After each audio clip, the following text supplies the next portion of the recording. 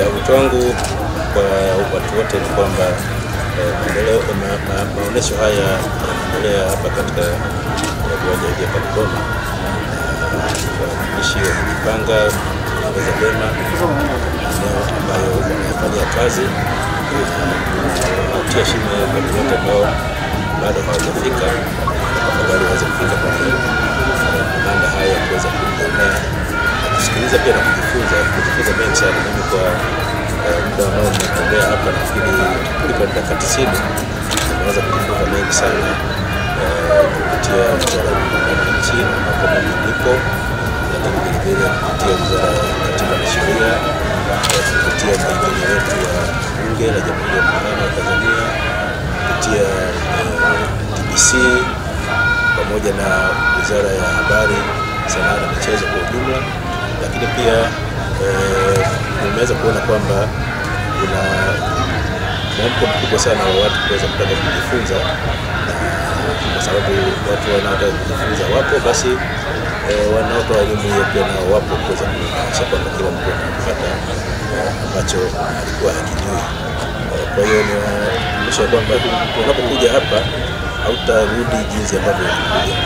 Lazima kuna namna fulani utakuwa umejifunza kitu fulani cha ziada ambacho ulikuwa ukifahamu hapo kabla. Wewe ni mlezi wa taasisi hii, kwa maana ya taasisi moja hapo ndani ya Wizara ya Mambo ya Ndani ya nchi. Unafahamu mengi juu ya uendeshaji wa Jeshi la Magereza, lakini kwa naomba kwa ridhaa yako nitumie fursa hii kujulisha tu kwa kifupi kwamba tupo hapa kwenye maonesho haya ya wiki ya utumishi wa umma kwa mwaka 2025 kwa ajili tu ya kukutana na wananchi wa Tanzania, kuwapa elimu juu ya nini kinafanywa na Jeshi la Magereza. Tunafahamu au tunatambua kwamba mtizamo wa kijamii kwa ujumla juu ya Jeshi la Magereza ni kwamba ni mahali ambapo watuhumiwa au wafungwa wanapelekwa kwa ajili ya mateso. Lakini sasa tunataka jamii ielewe kwamba magereza sio mahali pa mateso, lakini mahali ambapo mwananchi yeyote anaweza akafika akachukuliwa hatua za kisheria na kufika kwa ajili ya kutumikia kifungo. Lakini ni eneo ambalo pia kwa sasa tunataka kuondokana kabisa na dhana ile ya kijamii kwamba yeyote anayekwenda gerezani basi anakuwa anaitwa mfungwa. Tunataka kwenda kwenye dhana mpya ya kuwaona hawa watu kama wanafunzi, kwa sababu mtu yeyote, iwe mimi au mtu mwingine yeyote, anaweza kaingia gerezani.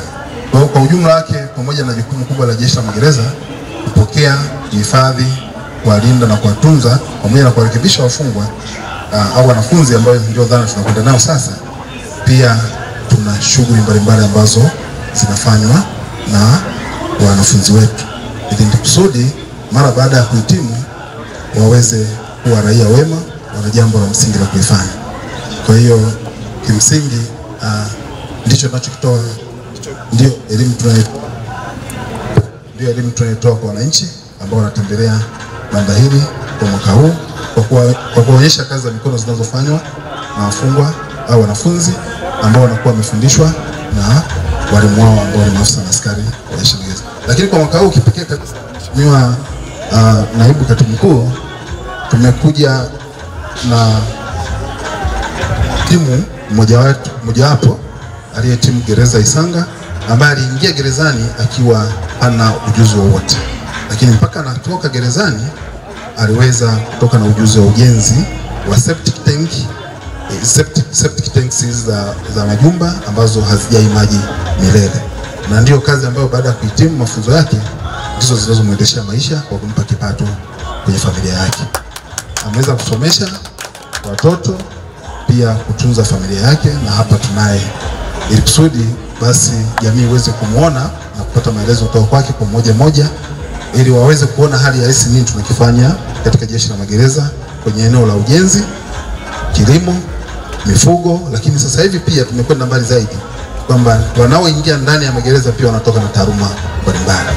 Wengine wanatoka na shahada na ujuzi wa ufundi katika nyanja mbalimbali. Karibu sana Mheshimiwa Naibu Katibu Mkuu kwenye banda letu tafadhali. Asante, napongeza sana kwa kazi yenu kubwa ambazo nimezifanya. Mimi hapa nilipo mmenibeba, maana viatu hivi vilivyonibeba ni vya kwenu. Kwa jina mimi naitwa Amos Shani, ni mwenyeji wa Singida. Kwa Dodoma hapa nimeshakaa tayari, ikiwa niko Dodoma hapa baada ya kupata tuseme iliyonipelekea kunileta huku Majanga, yani tuseme nikawa mwanafunzi nikawa prison pale, sawa Nimekaa pale na walimu wangu vizuri bila tatizo wala nini. Lakini vile vile mimi nilikuwa ni mwanafunzi ambaye nilikuwa na hitimu miaka 15. Katika 15 ile nilikaa katika uhitimu wangu wa masomo, kufanya makosa yoyote ndani ya humo. Lakini vile vile nikawa nimependekezwa kuwekwa kwenye utifu wa nizamu inaitwa nini? Paro. Nikapendekezwa, nilitolewa na paro, nikiwa ni mtu mwenye nizamu nzuri. Basi baada ya hapo nikawa mfungwa wa paro. Nikawa nimetoka, baada ya kutoka kuwa na nizamu nzuri, niliotoka nje huko sasa. Nikawa naendelea, nilikuwa ni apili rufaa. Nilikata rufaa. Katika rufaa nikafuatilia mahakama ya rufani, na vile vile rufaa yangu ikawa imeshinda. Katika kushinda sasa nikawa nimetoka. Lakini vile vile mle gerezani nilinufaika na vitu vingi ambavyo mimi sikuwa navyo. Cha kwanza, tabia njema vile vile nilijifunza kutokea mle, kuonana na watu mbalimbali. Nikajua kumbe wanaishi hivi. Unaona? Baadaye nikawa mwalimu tena wa kutoa somo mimi.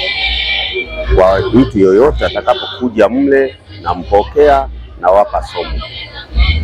Unatakiwa uishi hivi, uishi vizuri na watu, hata ukitoka kule uraiani ukija huku unaishi vizuri na watu bila tatizo. Walimu wetu hawa hawana matatizo wala nini. Mle kuna tiba za aina mbalimbali, kila kitu. Unahudumiwa kila kitu. Lakini vile vile nilikuwa ni mtu mwenye kujituma katika kazi. Yaani sasa hivi nimejifunza na walimu wangu, nimejifundisha, nikawa nimetoka na ujuzi wa ufundi. Mpaka sasa hivi hapa nilipo mimi ni fundi wa makaro ya kisasa zaidi, yale yasiyojaa. Kwa mfano SUA kama haijapita hapa, DUWASA tuseme majitaka. Sasa sisi kule pembeni ndio tunaenda tunatengeneza karo zetu zisizojaa kabisa, bila wasiwasi hazijai. Kwa hiyo tunatengeneza, tuna kibao chetu hicho kitengeneza, kile kibao kina venti zinashikana, na maana kina matundu ya wazi moja kwa moja. Tunatengeneza hizo karo hazijai. Tunatengeneza karo za mawe hayajai, ni hamna. Kwa hiyo mimi nilinufaika sana na ile kitu ya ufundi ule wa makaro yasiyojaa, na mpaka sasa hivi naendelea vizuri na familia yangu. Nina kijana mwingine yuko anasoma chuo Iringa, anaitwa Umari Ramadhani. Sawa.